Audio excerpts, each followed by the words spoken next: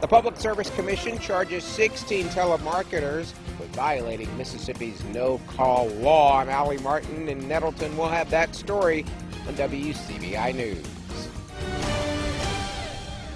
WCBI News at 6 starts now.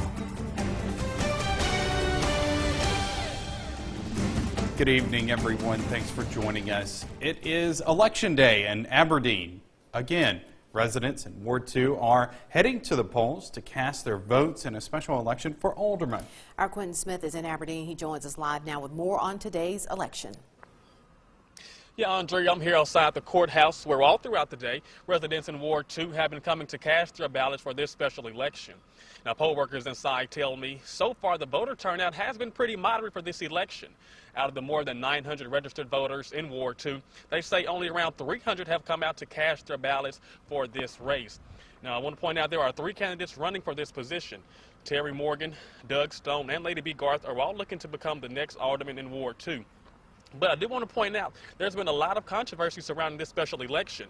You may remember, this seat first came open after the current alderman, Hoyt Garth Jr., accepted the job as the interim superintendent of schools in Hazelhurst. The Attorney General's office then issued an opinion saying he can't serve on both boards. So that's when the board voted to have this special election to fill this position. Now, voters still have a little bit of time left to come out and cast your ballots. The polls will stay open until 7 o'clock. We're going to be following this race all throughout the night, so be sure to tune in with us both on air and online for the latest results. We're live in Aberdeen tonight. Quentin Smith, WCBI News. Mississippi's Public Service Commission is charging 16 telemarketers with violating the state's no-call law. As WCBI's Allie Martin reports, this comes after the companies allegedly made hundreds of calls to residents who put their numbers on a registry that's supposed to keep telemarketers from making the unwanted calls.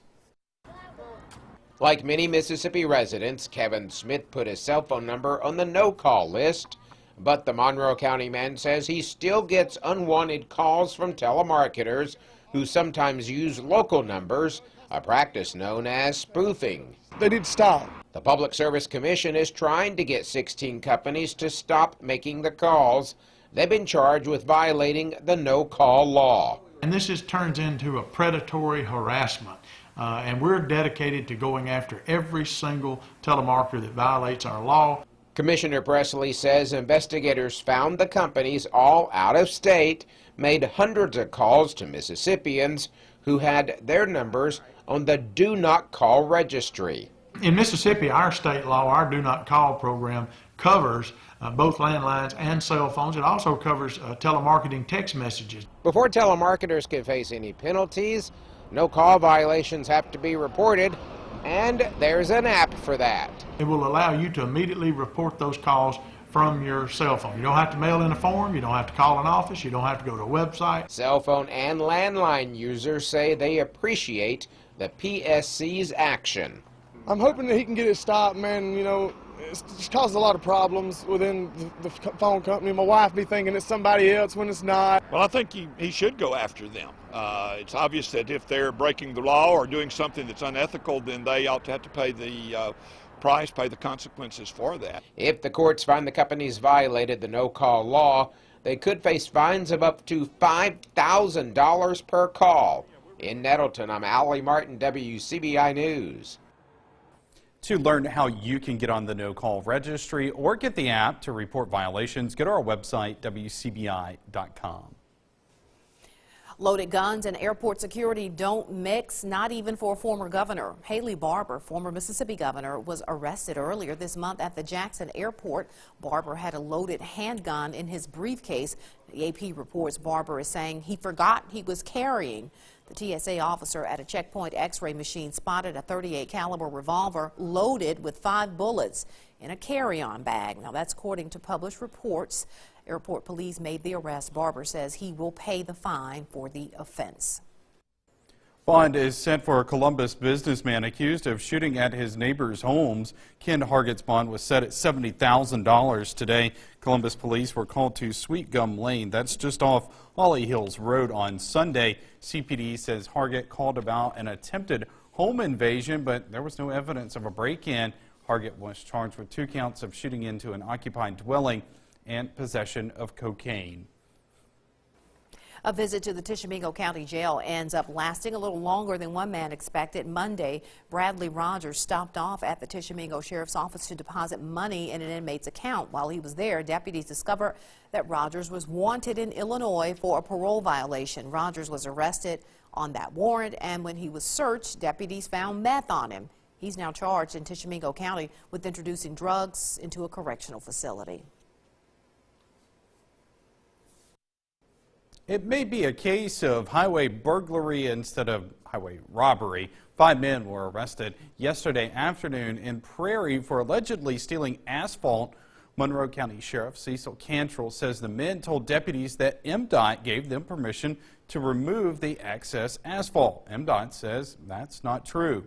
Deputies arrested W.C. Bell, Richard Cunningham, Elmore Ewing, Timothy Robertson, and Floyd Young on grand larceny charges. The total bond for the men was set at $5,000. Time now to turn our attention to weather. Chief Meteorologist Keith Gibson joins us with a first look at our forecast. Keith? Hey Joey, we have a rising bright full moon here this evening. There's the view a few minutes ago across our region, and here is a live look with our Alpha Insurance time lapse, or Alpha Insurance camera rather, in downtown Tupelo looking back to the east. There's that moon. We will have that eclipse very late tonight, more on that in just a few minutes, but we're cooling on down, low 40s, upper 30s across our area right now. A few wispy high clouds out there, but temperatures will be cooling on down even more so later tonight, down into the mid-20s here. Your full forecast coming up in just a few minutes. All right, Keith, thanks a lot. Mississippi's State's Humphrey Coliseum is taking a break from basketball to host the university's annual Career Day. Yeah, nearly 175 employers will have tables set up for the next 2 days, offering part-time, full-time, and internship positions. The university's Career Center says many of these companies come back year after year because of the high-quality applications they receive. We see a lot of support from faculty on our campus, alumni coming back that are interested in recruiting for their companies, and so I think it says a lot for the fact that we've got a great student population, we've got wonderful academic programs here, and employers recognize that and they want to be associated with Mississippi State. More information about the Career Day, some future job fairs, you can go to our website, WCBI.com. Well, those career days and job fairs wouldn't be happening if there were not jobs to offer. Yeah, that's exactly what Mississippi has been seeing, to the point where the state is experiencing some of the lowest unemployment rates ever recorded. WCBI's Parker King talks with software developers at InSpark at MSU who are using the latest technology to help contribute to this drop. He joins us in the studio with more. Parker? Guys, we've come a long way from searching the help wanted ads in the newspaper. Now companies are working with the state to make sure their job openings are out there in hopes that Mississippi works. Anyone in Mississippi or that's looking for an employment in Mississippi can register and view these jobs. Sure, anyone can register, but in the past the application process could take a while, and at times people may not even know certain jobs exist. But that hasn't stopped Mississippians from finding work. This is the lowest unemployment rate Mississippi has ever seen. Developers at InSpark say it's because of advancements in technology. Thanks to a partnership between InSpark and the Department of Employment Security, finding that job is made a lot easier with their app, Mississippi Works. Technologies and mobile apps provide this capability at a user's fingertips. So the user may have trouble knowing about potential job openings. This application will open it up and show everyone the jobs that are available in Mississippi. The app even has compatibility meters to see how well someone pairs up with a job based on experience and education for starters. The new app is still up and coming, but the service it provides catches the attention of job searchers. What if I told you that there was an app called Mississippi Works where you could search for all available jobs and internships with the job description you wanted? I'd be interested. Yeah. Be interested in that app. Did you know that was a thing? I did not. Unemployment rates were at its lowest nearly every month of 2017, and more efforts like the ones at InSpark will make those rates go even lower. Just to put those jobs out there so that users can know about them and apply and eventually, hopefully get hired. Not only that, the number of jobs is also increasing. At the end of 2017, the number of non-farming jobs specifically was tallied at 1,162,800, which, guess what, is the highest ever recorded in Mississippi's history. The flu continues to spread from person to person, but it's not just impacting people, but also hospitals. I'm Jory Talley, and I'll have that story. Welcome back. The flu epidemic is sending millions of people to hospitals across the country. Right here in our area, hospitals are making changes to accommodate an influx of patients coming into the emergency room. Our Jory Talley joins us live from Baptist Golden Triangle, where the nursing staff is working longer hours and the hospital is stocking more medical and cleaning supplies. Jory? Dozens and dozens of patients have been coming here to Baptist Golden Triangle Hospital to be treated for the flu. CDC reports that this flu season is well on its way to being the most severe season since 2014 to 2015. The hospital has treated several hundred patients so far this flu season. 2 weeks ago, we had 162 positive flus in a week. The week after that, it was 147. And then we're currently at 87 positive flu tests for this week. That's almost 400 patients Baptist Golden Triangle has treated for the flu so far this season. On average, the ER sees 160 patients a day, but lately that number has climbed up to 215. To keep up with the surge of patients, the hospital has had to order more cleaning supplies, masks, flu tests, and studies. Nationwide, the increased need for those supplies this flu season has even caused a shortage of masks. We actually were on back order for multiple months and went, a day or two without, where we had to improvise and figure out what we were going to do. And we have also had to swap our flu swabs because our primary company we were getting those from, they actually were on a shortage as well. And so we had to go with a different company. The nearly double amount of ER patients creates flow issues for the facility. Longer wait times in the lobby. We're not able to get patients pulled back to the room as quickly as we normally do. So we just had to make arrangements in regards to our flow. We moved equipment and swabs out to the front desk so we could start swabbing in the lobby to get testing back quicker for those patients in order to get them back discharged. 2 Baptist patients are in the critical care unit right now due to flu complications, but there have been several other hospital admissions. Emergency Department Nursing Director Lori Sansing says those complications have led to respiratory illnesses and bed shortages. At times when we are full, we do keep patients down here until a bed does open up upstairs. But we ran into situations where we had to get more ventilators brought into the facility with the respiratory diagnosis that we had to make sure we could accommodate for all our patients. Sansing also says more facilities are mandating flu vaccinations for its employees to prevent them from getting sick and spreading it to the other patients in the hospital. This hospital is at a 99.5% vaccination rate for its employees. Reporting live in Columbus, here at the hospital, Jory Talley, WCBI News. More sun on Wednesday across the region. We will start to warm things up a little bit more so as well. Upper 50s and low 60s. Look at Dallas, 71 degrees. Not that warm here, but a little bit warmer than today. The full forecast is next. Our first alert forecast with Chief Meteorologist Keith Gibson.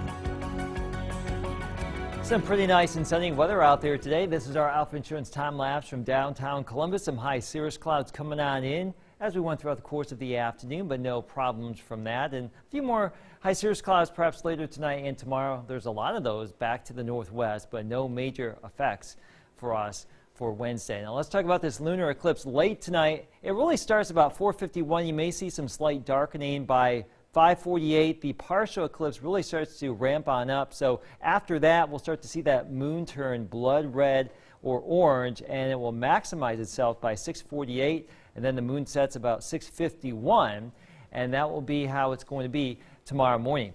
This morning, I was at Winona Elementary School talking to the kindergarten classes right there. Had a great time talking about weather instruments, weather, severe weather, clouds, all that stuff here in the forecasting business. Thanks a lot for having me out there today to Winona. Go to our website, WCBI.com, and go and find that form right there. And Register to have one of us come out to your school, your organizations here in the upcoming weeks and months here during spring. Temperatures in the low 40s and upper 30s locally, much warmer back to the west. We are in the 60s here in Texas. Don't mess with Texas. That's what they say, right? Well, we will be messing with those low 60s here tomorrow in some spots here, so we'll take that. Into the mid to upper 20s for lows tonight. Upper 50s, low 60s tomorrow. More sunshine. Yes, we desperately need some moisture around here. Not tomorrow, but on Thursday, our rain chances go up a little bit. There will be a chance for a few showers here, and also for the weekend, too. Maybe some meager amounts. Best case scenario on Thursday, perhaps a better opportunity for more widespread rain on Sunday. But let's just show you futurecast for tomorrow. Southerly breezes. We're back into the 60-degree range. Here comes the front, and there will be a little bit of moisture here, but the air is going to be pretty dry leading up to that frontal passage, so we probably won't get a big surge of widespread heavy moisture that could really give us a lot of rain. But we'll just see how it all evolves. Now, as we get into your Sunday, we'll have another little disturbance come our way, so there could be a better chance for some showers across the region here. So something to watch out for. Yes, I know we all need the rain. We'll take anything that we can get. At least we have a couple of opportunities here Thursday and also into the weekend too. 59, 60 tomorrow, 60 Thursday, cooler 40s for the weekend. There's your forecast. Sports is coming up next. WCBI Weather School is brought to you by Emerson Animal Hospital in West Point. WCBI Sports with Robbie Donahoe is brought to you by your local Ford dealers. Go further. It seems like we say it every week, but it continues to be true. Every night is a big night for SEC men's basketball. Tonight, no different. Ole Miss has been just fantastic at home over the last year in SEC play, but this evening, it will be their toughest test as they have a big one tonight against 11th-ranked Auburn. That'll be 8 p.m. tip-off time. You can watch the game on the SEC Network. Other games this week, MSU will be at South Carolina coming up Wednesday night at 7:30. That'll also be on the SEC Network. And then Saturday, if you are me and you like both Ole Miss and Mississippi State, you want our SEC Magnolia State teams to do well, you're going to have to use the changer quite a bit and give it a workout because you're going to have to go back and forth between Ole Miss and MSU playing at the exact same time at 5 p.m. Rebels will be on the SEC Network. MSU will be on ESPNU.